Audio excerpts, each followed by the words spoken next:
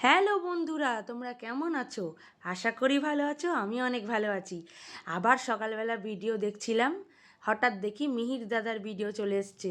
তো ভিডিওটা তোমরা দেখো, বাংলাদেশি লোকটা কি বলছে, তারপরে তার উত্তরটা দেবে, আমি দেব না।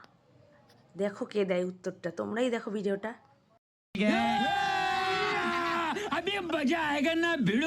শেষ রক্ষাটুকু হলো না ভারতের তেলবাহী জাহাজের।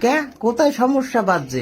সবই তো ঠিক ছিল। ভারত চাইছিল বাংলাদেশের পতাকাটা নিয়ে তারা হরমুজ প্রণালী পার হয়ে যাবে। যখন ইরান জানতে পারে এটা ভারতের তেলবাহী জাহাজ, তখনই তারা ক্ষেপণাস্ত্র হামলা করে ভারতের তেলবাহী জাহাজটি ডুবিয়ে দেয়। তোগো দেশের জাহাজ যাইতেছিল তেল আনতে, তেল নিয়ে যে কালে ফেরতেছিল সেকালে তো দেখছে যে বাংলাদেশের জাহাজ ওর জন্য দেশে।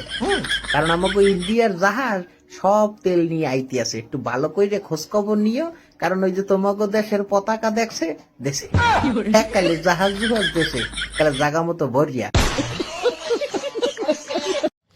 এই দাদা, আমার মনের কথাগুলো বললে তুমি একদম ঠিক বলেছো। কিছু কিছু অভদ্র বাংলাদেশি আছে যারা নিজেকে খুব শিক্ষিত মনে করে। অ্যাকচুয়ালি তারা শিক্ষিত না, তারা হিন্দি ইংলিশ অ্যাকচুয়ালি বাংলাটাও ঠিক মতো বলতে পারে না। আমাদের দেশের ম্যাথর মুচিরাও হিন্দি বলতে পারে ভালো, ওরা তাও পারে না, ওরা কিচ্ছু বলতে পারে না, ওরা কিছুই পারে না।